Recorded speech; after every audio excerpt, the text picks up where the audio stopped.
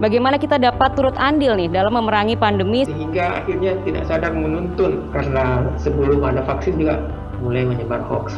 Berita-berita negatif itu akan diulang dan dibaca, dan itu mempengaruhi. Oh, ternyata ada hasilnya nih bersuara di media sosial ini. Ternyata ada hasilnya saya bersuara. Oke, let's do it. Memang peperangan terhadap hoax ini diseriuskan gitu loh. Karena ini memang termasuk salah satu masalah yang cukup menghambat pengendalian pandemi.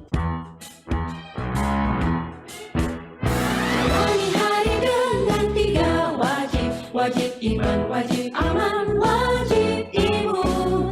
Berolahraga, riang gembira, mencegah kita jatuh sakit. Makan bergizi tiap hari, tidur cukup itu pasti. Dan jangan lupa nih, berdoa tiada henti. Wajib iman, aman, imun. Pakailah maskermu, jaga jarakmu. Kita raih bahagia dengan iman aman imun. Badan sehat bangsa kuat. Kita raih bahagia dengan iman aman imun. Badan sehat bangsa kuat.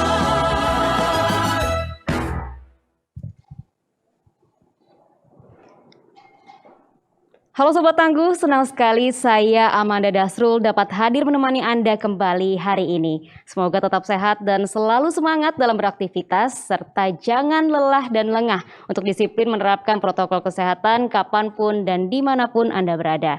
Dan jangan lupa pula untuk mengurangi kegiatan yang berpotensi menimbulkan kerumunan. Nah, tema dialog kita hari ini adalah pandemi kita bisa apa?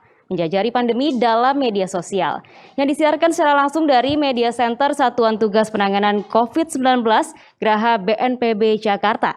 Meskipun korban akibat COVID-19 terus berguguran, masih banyak di antara kita yang belum sepenuhnya menyadari bahwa penyakit yang disebabkan oleh virus SARS-CoV-2 ini. Peran seluruh elemen masyarakat dalam menyebarkan informasi yang benar dan akurat terkait COVID-19 perlu digalakan, sehingga kesadaran akan perubahan perilaku terus meningkat dan juga tingkat penularan dapat dikendalikan. Lalu bagaimana kita dapat turut andil dalam memerangi pandemi sesuai dengan latar belakang keahlian yang kita miliki masing-masing? Telah bergabung sejumlah narasumber dengan latar belakang keahlian medis yang selain aktif melaksanakan kewajiban sebagai para medis, juga aktif menyuarakan edukasi melalui media sosial yang biasa kita sebut dengan influencer, hari ini melalui video conference. Narasumber kita yang pertama yaitu ada Dr. Bob Wahyudin, spesialis anak, konsultan penyakit pernafasan anak, pendiri Yayasan Advokasi Anak Indonesia atau YAKAI. Selamat siang Dr. Bob, terima kasih telah bergabung dari Makassar nih dok. Selamat siang, Amanda. Ya, terima kasih sudah diundang. Ya, oke. Nah, narasumber kita yang selanjutnya nih ada Profesor Bimo Aryo Tejo, peneliti bioteknologi associate profesor di University Putra Malaysia. Selamat siang Dr. Bimo atau Profesor Bimo. Apa kabar nih dok? Terima kasih udah jauh-jauh dari Malaysia nih bergabung. Terima kasih Amanda, alhamdulillah kabar baik. Baik, nah narasumber kita yang selanjutnya ini juga telah bergabung dari Surabaya. Ada Dr. R.A. Adaninggar, edukator dan praktisi kesehatan. Apa kabar Dr. Ning? Terima kasih telah bergabung hari ini. Alhamdulillah baik, Mbak Amanda. Terima kasih. Baik, nah sebelum kita memulai perbincangan, sebagai informasi pemirsa, kondisi studio telah disanitasi, mikrofon yang kami gunakan juga sudah didisinfeksi, dan kami juga senantiasa menjaga jarak. Talk show ini juga memperhatikan protokol kesehatan dan ditujukan untuk semua kalangan. Nah langsung saja kita mulai dialog kita hari ini, kita akan langsung bertanya kepada Dr. Bob terlebih dahulu. Dr. Bob, di tengah arus informasi yang mengalir deras ini, dok, bagaimana kita dapat turut andil nih dalam memerangi pandemi sesuai dengan latar belakang keahlian yang kita miliki? Kalau Dr. Bob ini kan sebagai spesialis anak dan juga konsultan pernafasan. Ya, setelah pertama-tama karena ini diliput secara nasional, saya ingin menyampaikan mudah-mudahan dilihat oleh para dokter anak di seluruh Indonesia bahwa kami hari ini sedang berduka cita karena Ketua Ikatan Dokter Anak Indonesia Sulawesi Selatan meninggal hari ini, dan karena COVID juga hari ini ya. Baik. Dan jadi saya juga sangat berduka cita. Itu yang pertama saya sampaikan. Nah, itu berarti COVID ini telah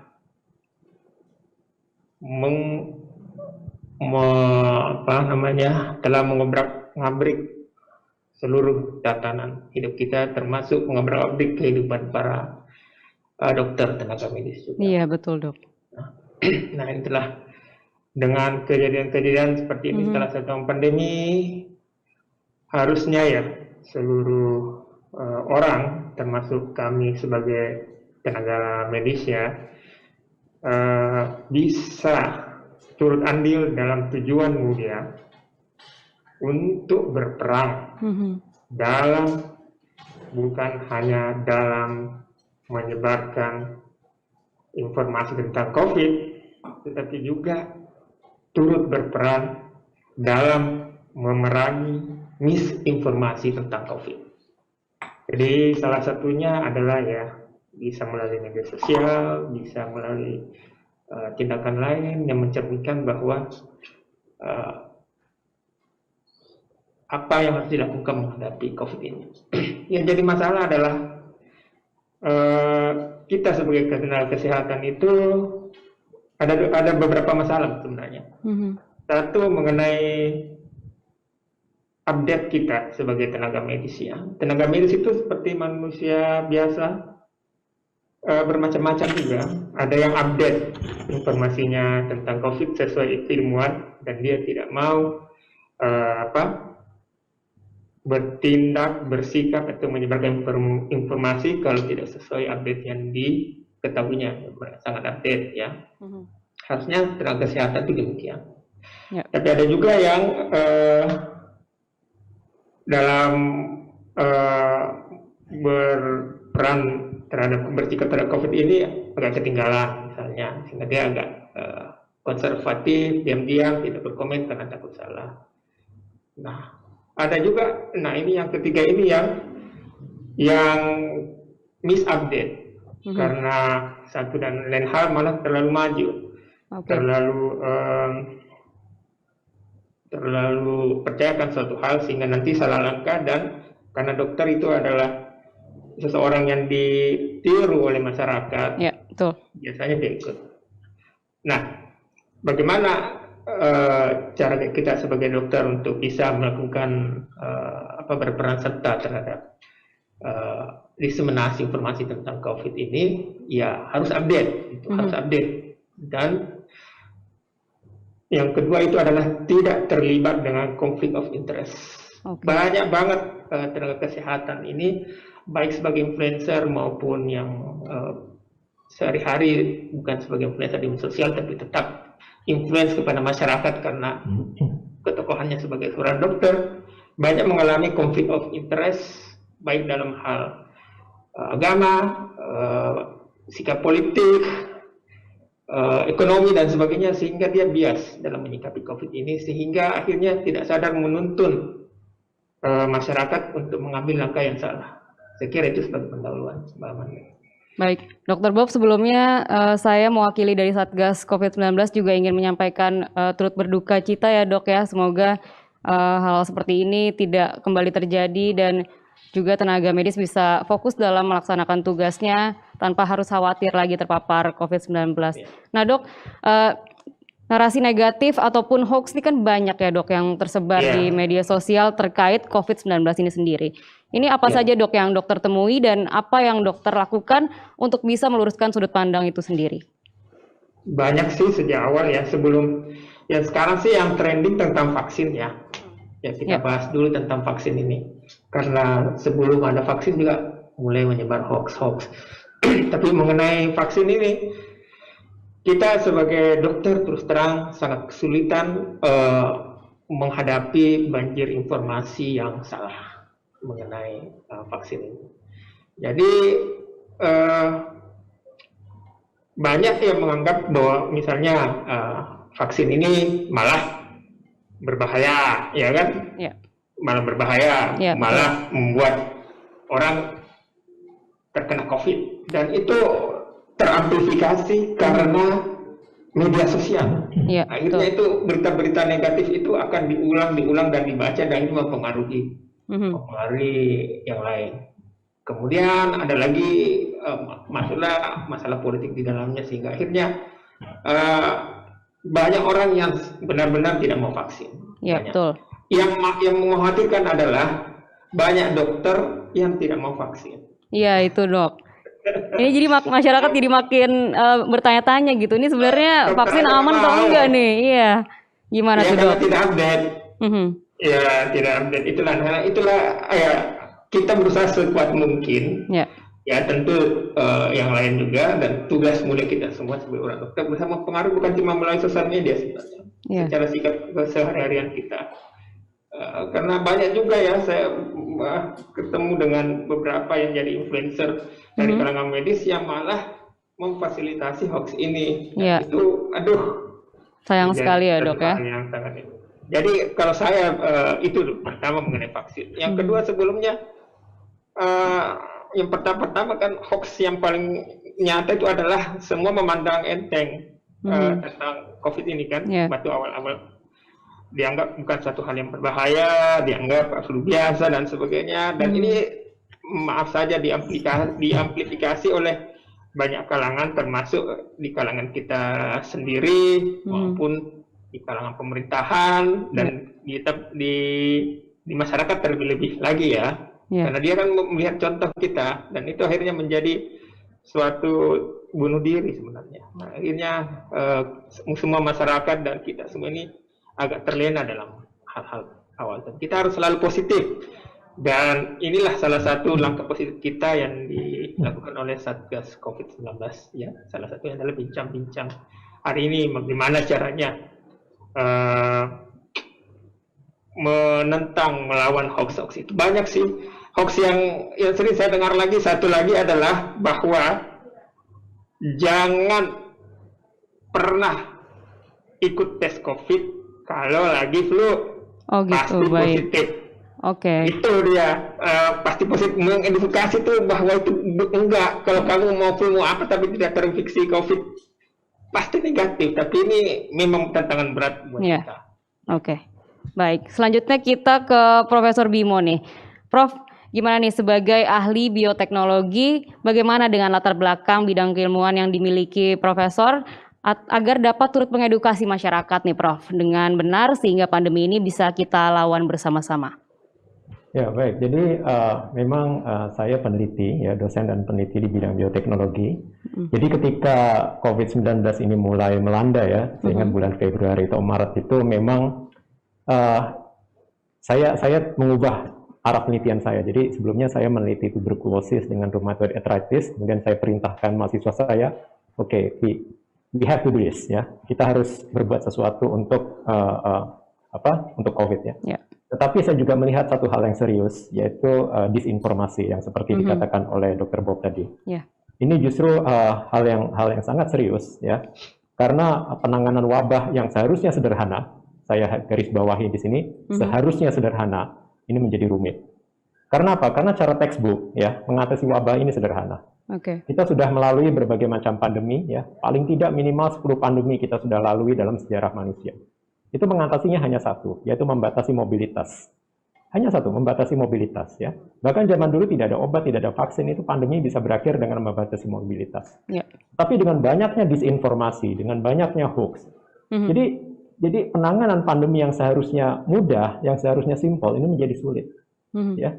Kita ingat dulu SARS dan MERS, ya, virusnya juga coronavirus. Itu berhasil kita hentikan dengan pendekatan kesehatan masyarakat, karena pada waktu itu orang belum termakan hoax, waktu itu WhatsApp belum ada. Ya. Tetapi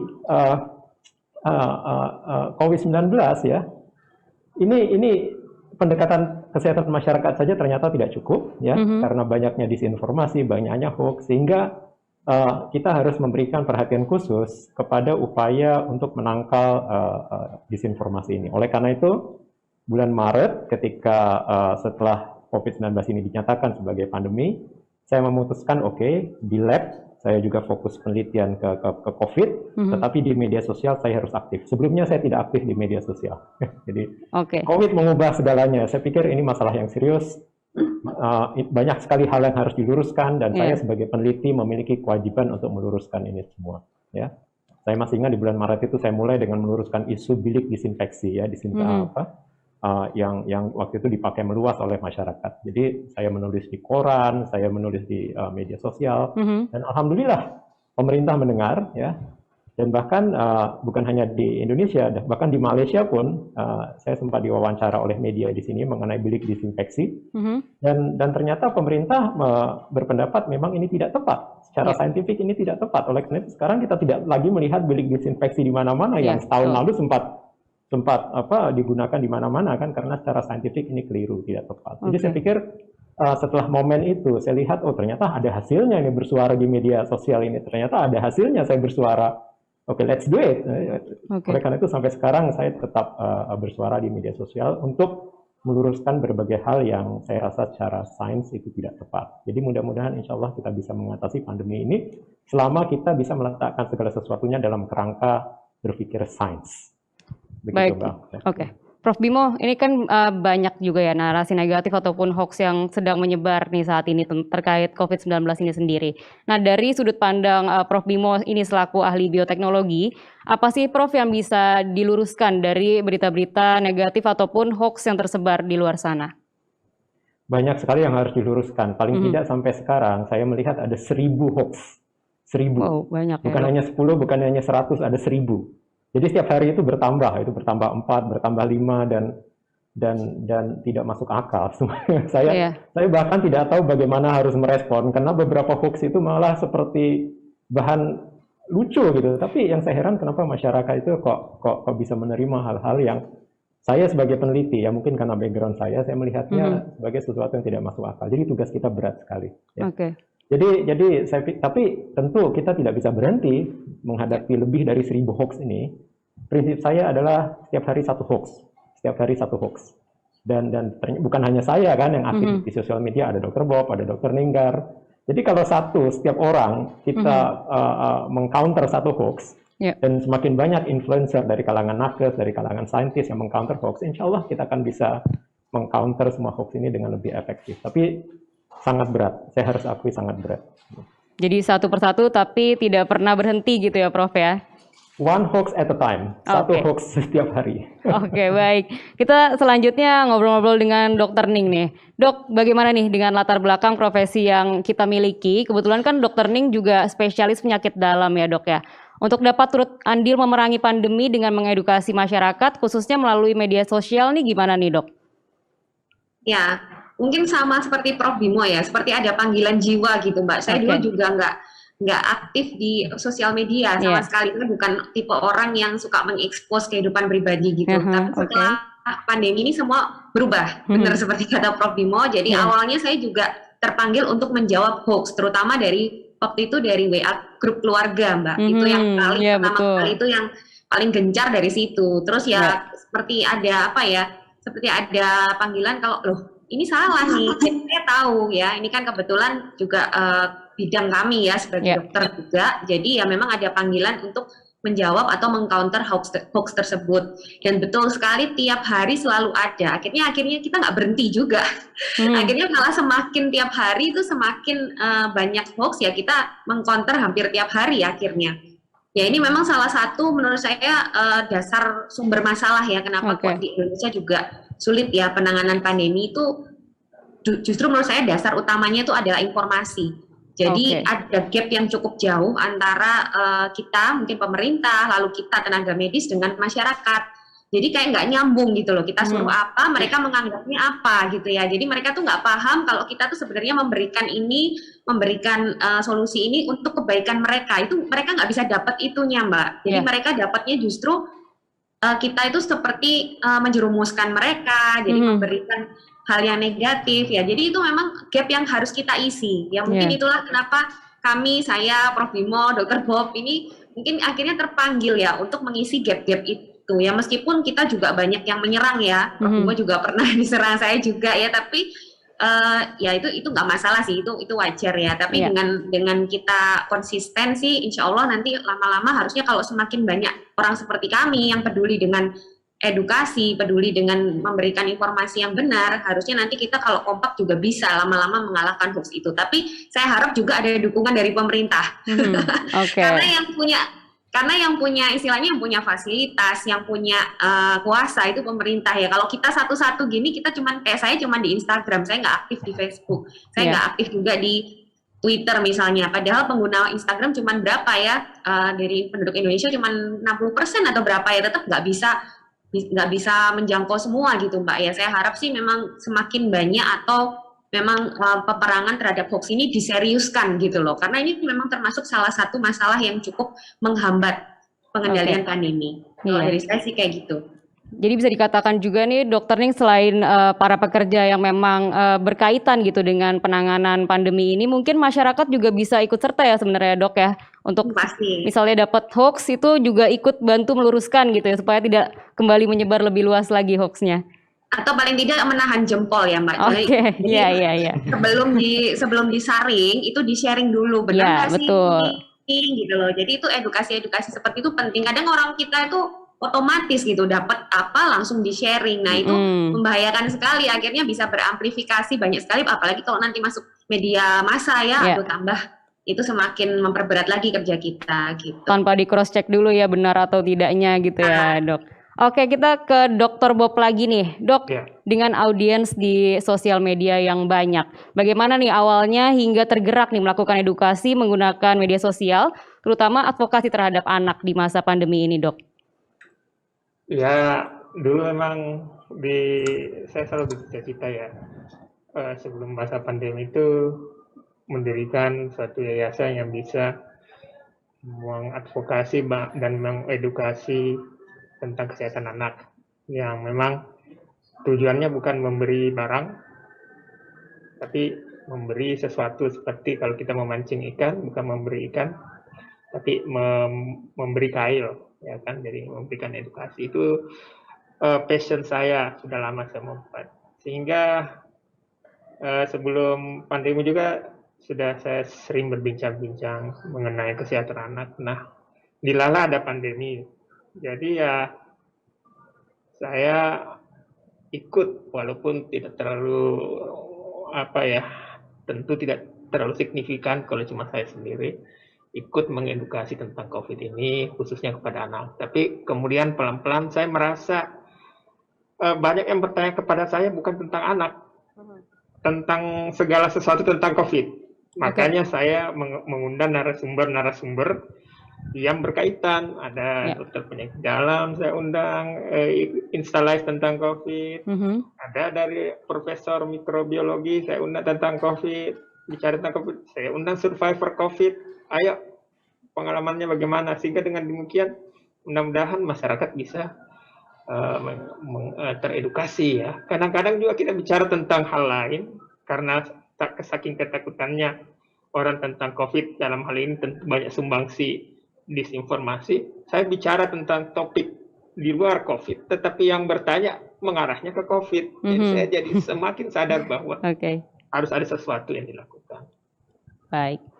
Dok, ini dari data yang didapatkan Satgas per 3 Februari kemarin, 2,8% dari kasus aktif ini terdiri dari anak-anak usia 0 sampai 5 tahun. Ada sekitar 4.900 anak dan 9,6%-nya berusia 6 sampai 18 tahun atau sekitar 16.800 anak, Dok, yang saat ini terpapar COVID-19. Ini bagaimana, Dok, pendapatnya, Dok? Kalau dilihat secara global ya, sebenarnya kasus anak saat ini dibanding luar negeri ya biasa aja. Artinya memang begitu proporsinya. Di Amerika juga sekitar 10% lebih tinggi sedikit. Ya, itu trennya begitu. Waktu awal-awal kasus anak sedikit. Karena orang waktu itu ada narasi bahwa anak-anak ringan dan sebagainya. Kan akhirnya lama-lama dengan makin sadar ternyata yang sebenarnya ternyata banyak, bukan cuma di Indonesia. Di luar negeri juga begitu, sekitar 10%. Di Amerika sekitar itu juga. Jadi kalau mengenai morbiditas atau angka kesakitannya sama aja yang dengan tempat lain. Yang berbeda adalah mortalitas. Ternyata angka mortalitas anak di Indonesia agak lumayan tinggi dibanding beberapa negara lain. Masih kalau dikasih pertengahan antara 0 sampai 10, misalnya tertinggi 10, banyak kematian negara-negara.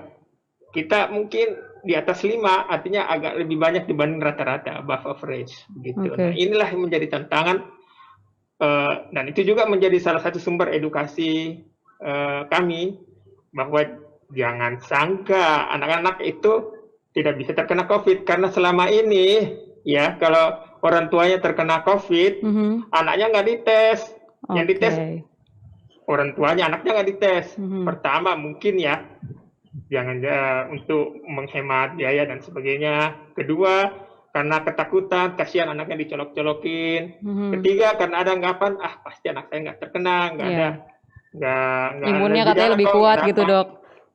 Gitu, sehingga ini menjadi hal yang penting untuk mengedukasi bahwa anaknya bisa terkena dan tingkat kematian anak di Indonesia agak lebih tinggi dibanding rata-rata dunia. Kalau tingkat sakitannya ya hampir sama aja. Tingkat kematiannya agak lebih tinggi. Nah ini juga mudah-mudahan menjadi perhatian pemerintah. Kenapa kok bisa tingkat kematian anak itu agak lebih tinggi?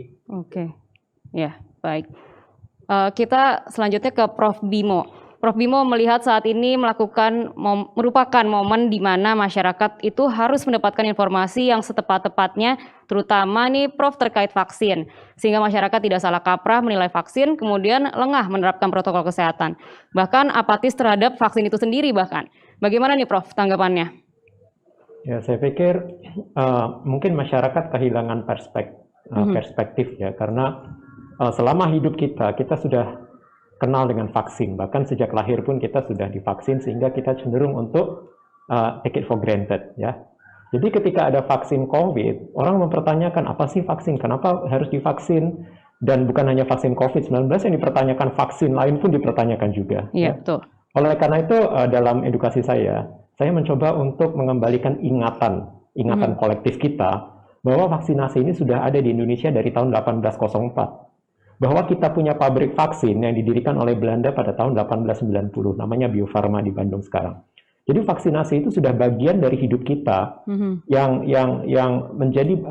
membuat kita berumur lebih panjang dan membuat kita sehat dan terhindar dari penyakit-penyakit yang bisa dicegah dengan vaksinasi. Oleh karena itu dalam edukasi saya berikan data ya, berapa orang yang sakit dan meninggal sebelum vaksinasi diwajibkan, dan berapa orang yang meninggal dan sakit setelah vaksinasi diwajibkan. Nah, ini mengembalikan ingatan kolektif semua orang bahwa oh iya ternyata setelah vaksinasi itu diwajibkan kita bisa menyelamatkan jutaan nyawa. Karena seperti misalnya cacar, tahun 1960 sudah hilang dari Indonesia. Tidak ada yang pernah ingat cacar itu seperti apa, ya, kecuali yang lahir tahun 1950, tahun 1940 ya. Sehingga orang-orang yang lahir setelah tahun 1960, mereka tidak tahu bahayanya ketika vaksinasi itu tidak ada, atau mereka tidak tahu bagaimana kalau program vaksinasi itu dihentikan, bahayanya seperti apa. Ingatan kolektif ini yang berusaha saya kembalikan. Ya. Setelah masyarakat memahami pentingnya vaksinasi, kemudian saya menjelaskan kenapa vaksin COVID-19 itu penting. Karena kita pernah mengalahkan cacar ya dengan upaya kolektif secara global melalui vaksinasi. Kenapa kita tidak melakukan hal sama untuk COVID? Kita akan bisa mengalahkan COVID kalau semua kompak. Kalau semua orang bersedia divaksin. Nah, itu yang berusaha saya sadarkan kepada masyarakat bahwa kita masyarakat dunia pernah mengalahkan cacar melalui vaksinasi, dan kita akan melakukan hal yang sama sekali lagi. Oke, Prof. Bimo, mungkin bisa dijelaskan nih, Prof. Hoax seperti apa sih, Prof, atau narasi negatif seperti apa nih yang saat ini masih menyebar di masyarakat, dan bagaimana meluruskannya, Prof? Tentang vaksin banyak sekali. Apa aja tuh, Prof? Itu salah yang sering satunya didengar. Misalnya, kalau divaksin itu nanti kita mengurangi populasi penduduk ya. Jadi vaksin itu diberikan kepada kita untuk bagian dari program untuk mengurangi jumlah penduduk. Saya pikir kalau kita lihat data statistik, jumlah penduduk kita itu berkembang secara logaritmik. Justru tidak ada bahwa vaksinasi itu mengurangi jumlah penduduk ya. Kemudian ada lagi isu bahwa di dalam vaksin itu ditaruh microchip ya untuk melacak pergerakan kita. Iya, itu juga sering dengar tuh, Prof. Oh, come on, untuk melacak pergerakan kita sekarang sedang dilacak melalui handphone, tidak ada yang protes. Tidak ada yang protes kalau pergerakan kita sekarang sedang dilacak melalui handphone. Jauh sebelum vaksin tuh udah ada ya, Prof ya? lebih mudah melacak Iya. pergerakan kita melalui handphone karena 4 miliar penduduk bumi mereka punya handphone. Iya. Gampang sekali, tidak perlu melalui vaksin.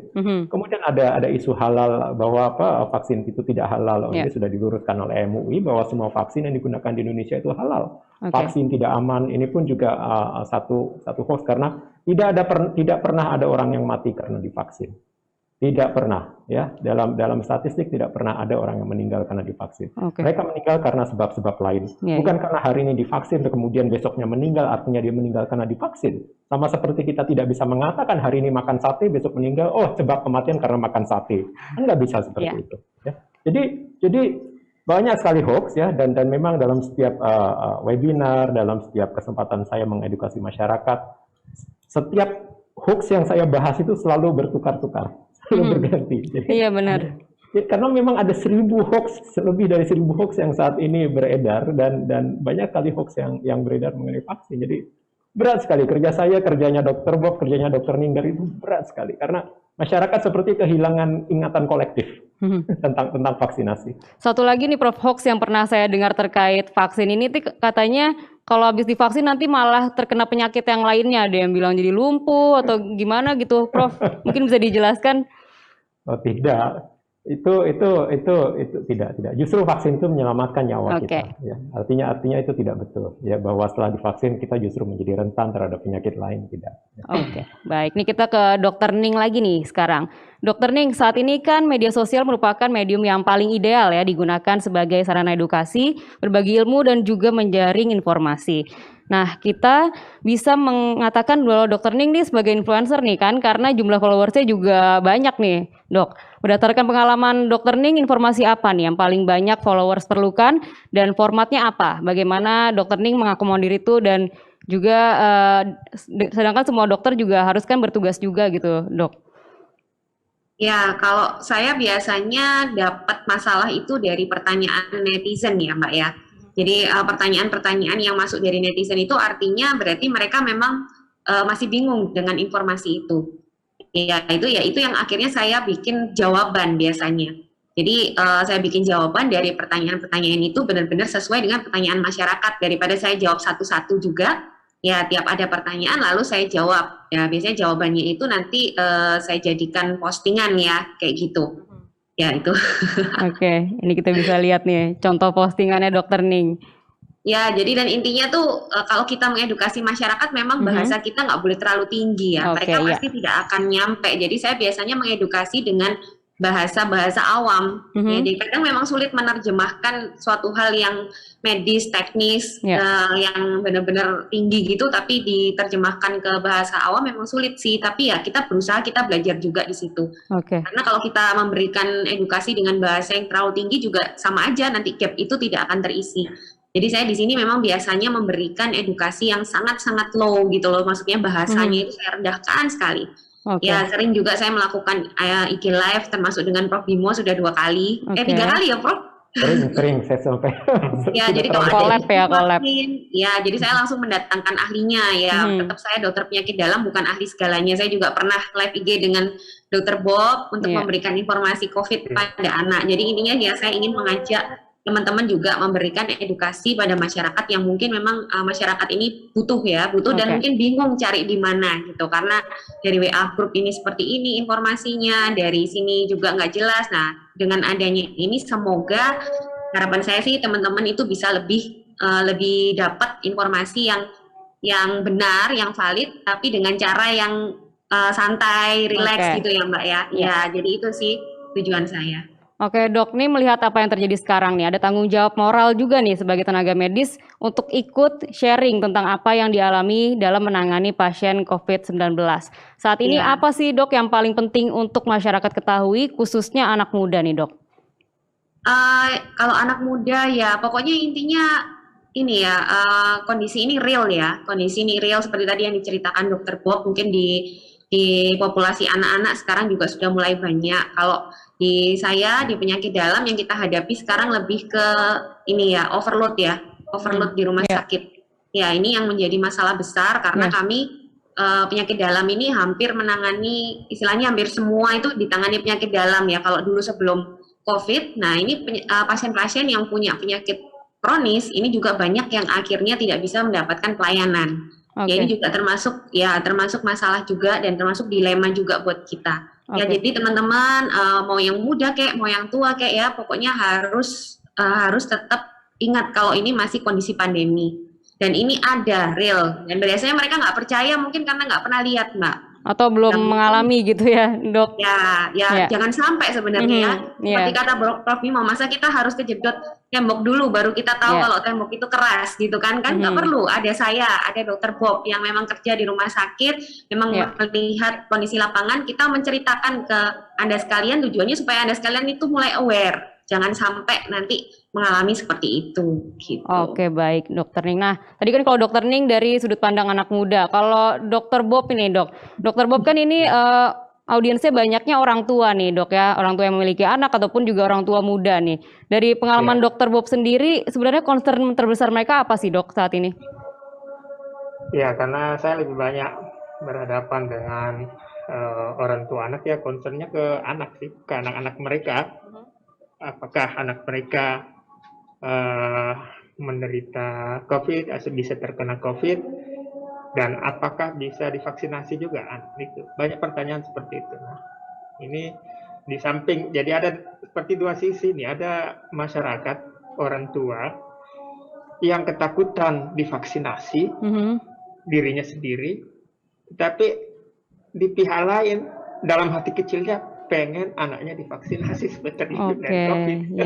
Itu ada, nah ini jadi aneh sebenarnya kan, dirinya sendiri nggak mau divaksin, tapi pengen anaknya divaksin. Ya itu ya ada hal begitu ya, memang harus di address di media sosial mengenai itu. Saya ingin bicara di luar pertanyaan Mbak Amanda ini mengenai kendala-kendala kita, kendala saya ya, dalam mengedukasi masyarakat ini ya. Kendala pertama itu adalah kita sungkan. Misalnya, dan kita sangat sulit, saya sangat sulit memberi penjelasan, penerangan kepada orang-orang terhadap suatu isu yang pelontar isunya itu adalah ternyata dari golongan medis juga, dari tenaga kesehatan juga. Itu yang paling susah. Karena ujung-ujungnya kok beda, dokter aja yang berbeda pendapat. Jadi kayak nggak kompak gitu ya, Dok ya? Nggak kompak. Nah, itu makanya tadi di awal acara ini kan saya bilang dokter itu perlu update, perlu update. Dokter seperti manusia biasa juga. Kalau nggak update nanti keyakinannya lain, bahkan keyakinan yang memang benar-benar malah menarik turun kepercayaan kita bahwa COVID itu benar-benar nyata. Di Indonesia sudah banyak dokter yang seperti itu ya. Pendekatan saya kadang-kadang kalau ada yang berbeda pendapat dengan saya ajak Instagram misalnya, sama-sama ya kita ngobrol dengan gini-gini, akhirnya ternyata ketemu kan. Kemudian yang lain lagi, masalah yang saya hadapi adalah banyaknya glorifikasi lewat WhatsApp, Facebook dan sebagainya. Yang karena ada panik mode namanya ya. Pertama itu semua orang pada panik sehingga ada pelarian, ada denial. Nah, kemudian bermuncullah isu-isu, ada wonder drugs-nya apa dan sebagainya, atau di satu sisi itu. Sisi kedua adalah berusaha mendenial dalam masalah bahwa COVID itu tidak nyata, COVID itu nyata. Dan walaupun saya sudah banyak pengalamannya, orang tua maupun anak-anak yang sudah terkena COVID, dan saya obati anaknya sampai sembuh, tetap aja kalau saya tanya, saya pernah survei kecil-kecilan, saya tanya tentang COVID itu, ada beberapa yang tetap tidak yakin bahwa anaknya terkena COVID. Ada yang bilang ini gara-gara karena lagi flu dites COVID, Dok. Jadi makanya kan mungkin anak saya sehat-sehat aja sampai sekarang, cuma dikasih obat 1 hari 2 hari sama dokter sembuh. Yang bukan COVID. Padahal orang tuanya ada juga yang orang tuanya satu keluarga ya orang tuanya meninggal, anaknya enggak, tetap aja akhirnya tidak percaya bahwa itu gara-gara COVID. Tapi karena penyakit yang di luar COVID yang membuat dia meninggal. Itulah. Tapi tetap harus semangat untuk mengedukasi ya. Oke, baik. Kita ke Prof. Bimo. Prof. Bimo kan juga banyak nih Prof menggunakan kesempatan untuk berbagi informasi untuk menjawab banyaknya keraguan-keraguan ataupun hoax yang tersebar di masyarakat seputar COVID-19. Nah, apakah justru keraguan-keraguan itu muncul karena banyaknya informasi yang beredar, Prof, di masyarakat? Kalau saya lihat ya, banyaknya keraguan ini karena yang pertama karena banyaknya informasi yang berseliweran di masyarakat, yang seperti Dr. Ninggar tadi katakan, kita tidak saring sebelum sharing, ya. Itu yang pertama. Yang kedua, yang saya lihat itu karena informasi-informasi ini beredar tanpa adanya kontrol, ya. Di Malaysia itu polisi itu bergerak aktif untuk menangkap orang-orang yang menyebarkan hoax. Jadi ada peran pemerintah yang berfungsi sebagai penjaga kewarasan masyarakat. Ya.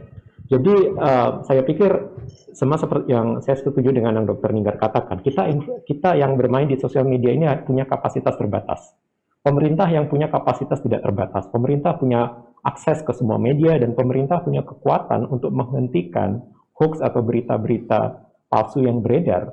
Jadi saya pikir memang kita memerlukan bantuan dari pemerintah untuk ikut menangani hoax yang beredar. Karena follower saya cuma berapa, follower Dr. Ninggar berapa, follower Dr. Bob berapa. Kalau dikumpulkan mungkin kurang dari 200.000, sementara penduduk kita ada hampir 200 juta, 187 juta. Jadi di sini saya lihat apa yang kami lakukan terbatas, tapi apa yang pemerintah bisa lakukan itu tidak terbatas. Jadi saya pikir kerjasama kolaborasi antara kami, ya, yang secara sukarela sudah menjalankan peran sebagai hoax buster, ya, merespons setiap hoax yang beredar di masyarakat, kami memerlukan dukungan dari pemerintah, kerjasama aktif dengan pemerintah. Jadi itu yang saya pikir adalah cara yang lebih efektif untuk menghentikan hoax yang beredar. Baik, Prof, itu kan tadi dari sisi tenaga medis dan juga pemerintah. Nah, ini sebagai masyarakat gimana nih, Prof? Ada tips dan sarannya nggak nih, Prof, untuk kita juga bisa kerjasama ambil andil untuk menghentikan informasi-informasi yang simpang siur dan juga hoax, karena kan memang pemutusan mata rantai penyebaran COVID-19 ini juga tanggung jawab semuanya, bukan cuma tenaga medis maupun pemerintah. Ya, saya mengerti masyarakat sebagian besar ya tidak memahami kalau mereka menerima hoax atau satu berita tentang COVID-19, mungkin mereka tidak tahu apakah ini betul atau tidak ya. Karena untuk memahaminya kita memerlukan background sebagai background science ya. Jadi apa yang bisa dilakukan oleh masyarakat adalah mereka bertanya kepada ahlinya. Ya, mereka bertanya kepada ahlinya.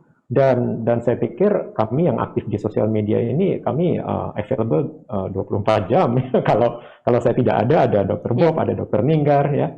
Jadi penting bagi masyarakat untuk selalu merujuk kepada ahlinya, kepada ilmuwan, kepada nakes. Ya. Dan saya pikir pemerintah juga menyediakan berbagai macam channel bagi masyarakat untuk mengkonfirmasi apakah berita yang mereka dapatkan itu betul atau tidak. Dan saya lihat pemerintah juga punya daftar hoax ya. Pemerintah juga punya website yang fungsinya sebagai hoax buster, dan saya pikir masyarakat harus bisa memanfaatkan hal ini ya. Tapi mungkin masalahnya adalah gaya komunikasi aja ya. Mungkin masyarakat nggak suka gaya komunikasi yang kaku. Kalau nggak suka yang kaku ya bisa yang santai. Saya pikir Dr. Bob, Dr. Ninggar, saya punya gaya tersendiri yang mungkin cocok untuk kelompok masyarakat tertentu. Jadi banyak sekali cara yang bisa dilakukan oleh masyarakat untuk mengkonfirmasi apakah yang mereka dapatkan itu betul atau tidak. Baik, terima kasih untuk Prof. Bimo, Dr. Bob, dan juga Dr. Ning. Tapi sayang sekali nih waktu kita sudah habis nih, jadi kita tiba di penghujung acara. Semoga bincang-bincang hari ini bisa bermanfaat untuk kita semua. Serta jangan lupa untuk selalu memakai masker dengan benar, menjaga jarak dan menghindari kerumunan, mencuci tangan pakai sabun dengan air yang mengalir, dan mengurangi mobilitas. Ingat pesan Ketua Satgas COVID-19 Bapak Doni Monardo, bahwa apa yang kita lakukan agar disiplin dan patuh memakai masker, menjaga jarak dan menghindari kerumunan, serta mencuci tangan, belum sebanding dengan beratnya perjuangan dokter dan tenaga kesehatan yang merawat pasien di rumah sakit. Mereka yang mengabaikan protokol kesehatan sehingga menimbulkan korban jiwa bukan hanya dimintai pertanggungjawaban di dunia, tapi juga di akhirat. Saya akhiri talk show kita siang hari ini. Saya Amanda Dasrul bersama tim yang bertugas dan juga para narasumber pamit undur diri. Selamat siang dan juga sampai jumpa.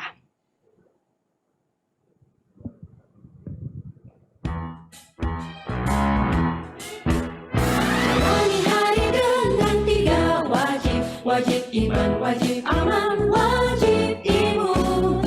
Berolahraga, riang gembira, mencegah kita jatuh sakit. Makan bergizi tiap hari, tidur cukup itu pasti. Dan jangan panik, berdoa tiada henti, wajib iman aman imun. Pakailah maskermu, Jagalah jarakmu, cuci tanganmu selalu. Kita raih bahagia dengan iman aman imun. Badan sehat bangsa